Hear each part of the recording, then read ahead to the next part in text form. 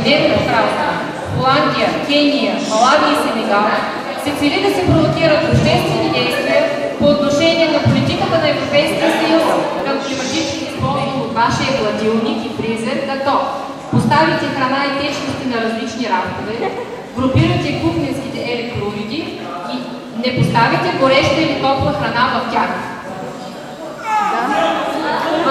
Правилен отговор? Имаше ли право? Няма. Отговорът правилният е. Като оставите зарядното на мобилния си телефон включено в електрическата мрежа, без да го използвате вие, не използвате допълнителна енергия, използвате минимално количество енергия, използвате до 95%.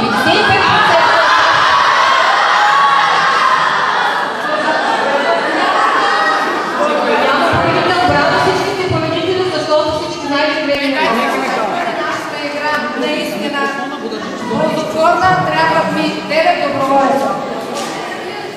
9,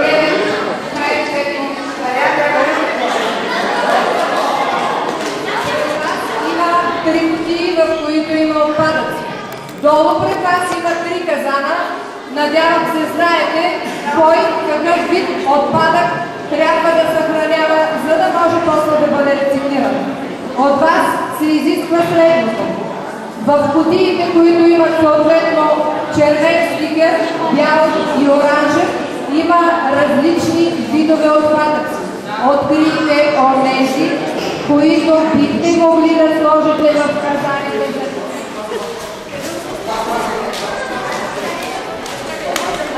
Казах 6 отпадъка имаме в казана за хартия. Вафлите си изхвърлиха.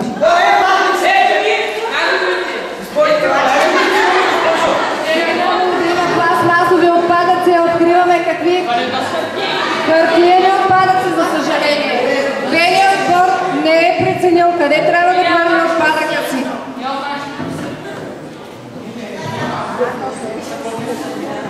Тук май трябва да вляза цяло.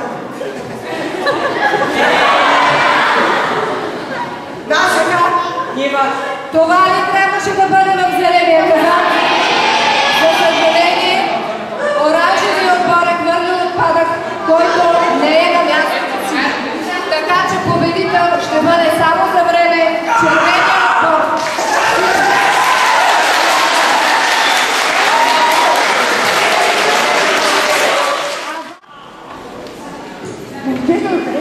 Проекта за промените. Май трябва да се постараем повече. Май, Великали, обаче да послушаем малко музика. Сега ще я пусна една песен на Желена, която е много яка.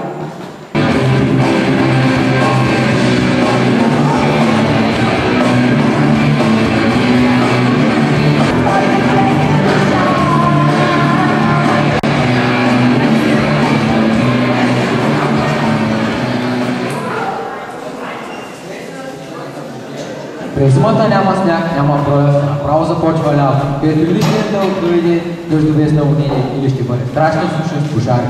Объркам време. Я да чуем какво дават в телевизията. Промените в климата са естествено явление. Например, след последната ледникова епоха, преди 12 500 години, глобалната температура е била с 5 градуса по-ниска от сегашната. Но днес сме свидетели на повишаване на температурите с безпрецедентни темпове. Учените считат, че това се дължи на дейността на човека. А ето няколко факти за изменение на климата според данни на Европейския съюз. Средната температура в Европа се е повишила с 1 градус Целзий от 1850 година до сега. Повишение от 1,2 градуса Целзий ще доведе до необратими и повсеместно катастрофални промени в околната среда. Катастрофа Повишава се честотата и интензитета на екстремните метеорологични условия, бури, наводнения, суши и горещи вълни. Екстремни. Летните в Европа са загубили 2 трети от обема си от 1850 година сега. А тенденциите сочат ускоряване на този процес. Катастрофа.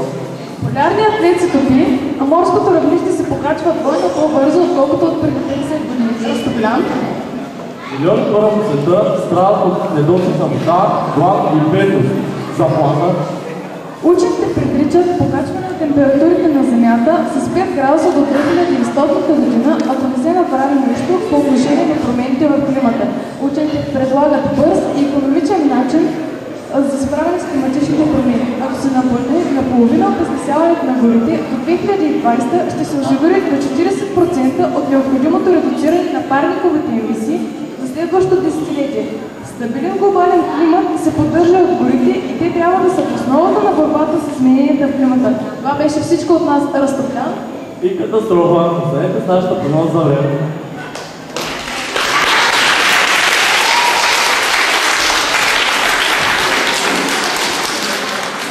Днес, до края на деня ще остане слънчево време, но може да запраска някой дъжд като по-чудно и да заседите в някое задръстване още 3 часа и половина. През цялата нощ се очаква тъмно време. Чакам сутринта към 7, 8, 6, 5, 3, 2, 1. Може да се разведри. Утре времето може да бъде топло, може и да не бъде. Очакват се средни температури между минус 9 и плюс 43 градуса. Прогнозата за времето. Естествено това зависи от... Преди всичко все още и късно се сема меди. А и вие двамата не смятате ли, че има преимущество, обаче трябва да затопля. Представете се, след няколко години ще може да отглеждаме банани и портокали в хора на училище. Това би било нещо много и вълнуващо, нали?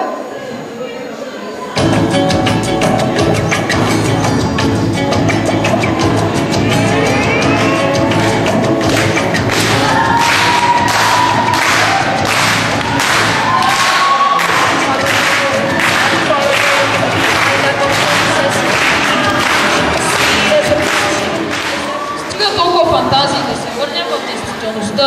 Днес сте сте по-топло заради парников ефект, предизвикан при всичко от въглеродния диоксид. Той не позволява част от слънчевата топлина да се върне обратно в космоса. Залагам се, че извън зимите гледат Земята от космоса.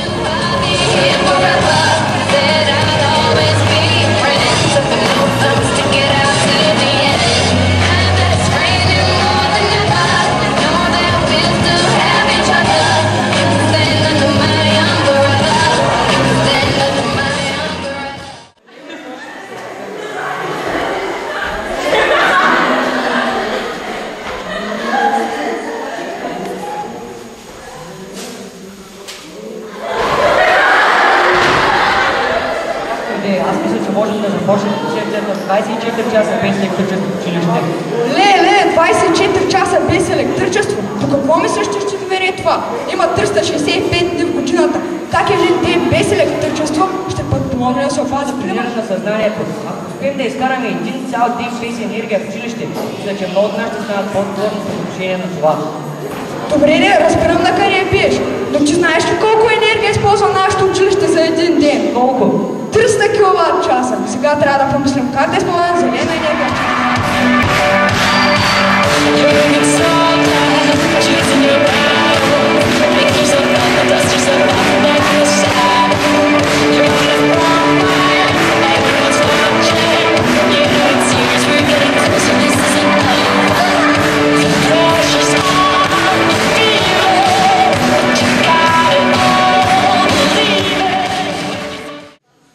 Електроуредите изразходват енергия дори и да не са включени. Само когато ги изключите от контакта, може да сте сигурни, че не изразходват енергия. Разумно използвайте водата. Вземете си душни уреди, когато ги купувате. Те ви показват дали уредът използва енергията економично. И интернет. И отмежду да взимате, които си мислите, че ви трябват. Личните моторни превозни средства допринасят за около 12% от отделянето на въглероден диоксид в рамките на Европейския съюз. Използването на обществения транспорт и вървенето пеша са по-евтини и по-здравословни алтернативи. И температурата на стаите може да се поддържа с 1 градус по-ниска от нормалното и това ще спестява поне 6% от разходите за отопление.